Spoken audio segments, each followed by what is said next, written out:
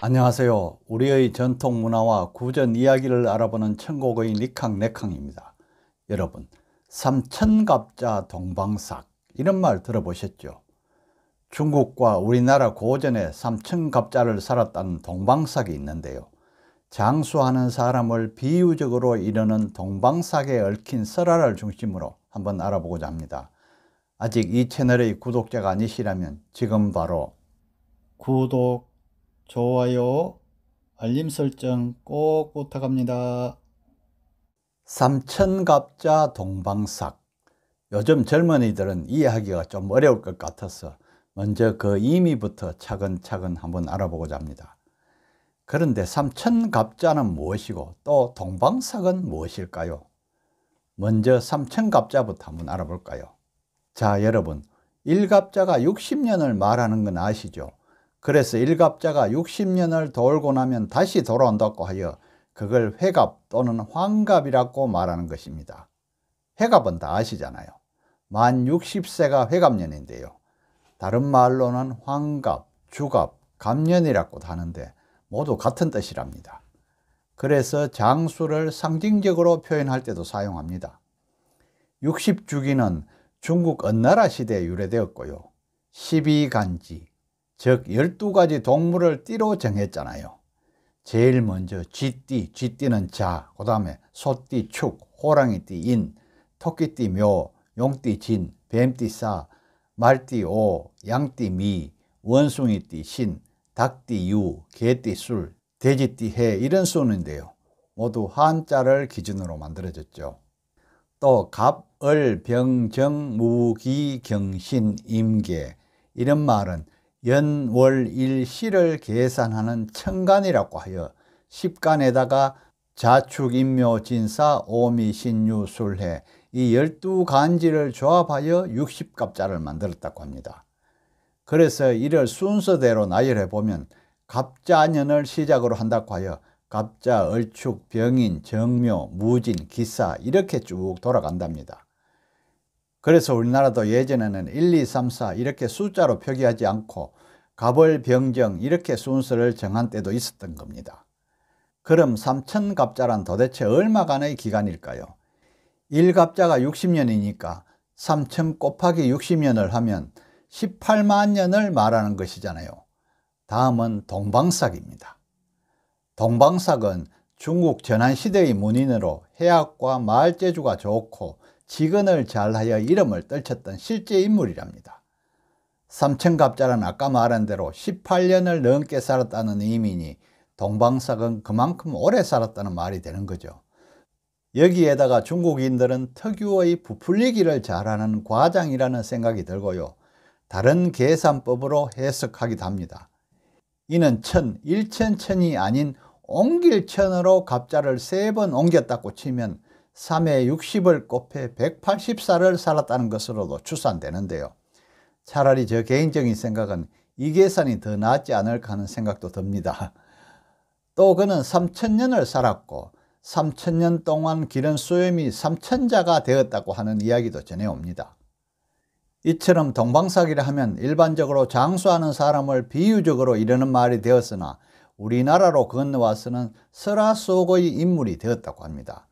동방삭이 오래 살게 된 계기에 관한 3가지 전설이 있는데요. 첫 번째는 한 아이의 어머니가 자신의 아이가 30살밖에 살 수 없다는 얘기를 스님으로부터 듣고 오래 살게 할 방법이 없냐고 묻자 저승사자의 명부를 고치면 가능하다고 말을 해줬답니다. 그러자 어머니는 졸고 있는 저승사자의 명부를 슬쩍 꺼내서 30년을 3000년으로 고쳤다. 이것이 첫 번째 전설이고요. 다음 두 번째 전설로는 불사약인 복숭아를 가진 서왕모가 복숭아를 한무지에게 선물하였는데 이를 본 동방삭이 훔쳐먹고 오래 장수하였다는 말도 있답니다. 또 동방삭은 어렸을 때 부모를 여의고 형 밑에서 도각을 한 수제로서 언변에 능했는데요. 특히 회춘의 비법을 조언하여 한무지에게 총애를 받았다고 합니다. 그리고 마지막 3번째가 바로 한무제에게 오래 살도록 선물로 바친 영생주를 동방삭이 살펴보다가 홀딱 마셔버렸는데요. 이에 화가 난 한무제가 동방삭을 죽이려고 하자 저를 죽인다면 술이 가짜라는 것이니 저를 죽일 필요가 없고 술이 진짜라면 저를 죽여도 안 죽을 것입니다. 이렇게 특유의 재치를 발휘하여 빠져나갔다는 것입니다. 그러나 동방삭에 관한 우리나라의 설화는 또 다른 내용이 있는데요. 옛날 두 사람이 위아래에서 논에 농사를 짓고 살았습니다. 윗논 주인은 소경이고 아랫논은 30대 총각이었습니다.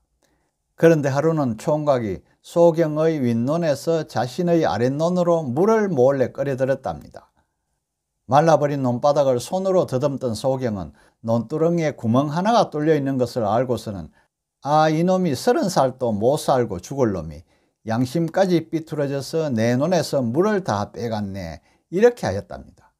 소경의 말을 들은 총각은 그게 무슨 말인지 물었죠.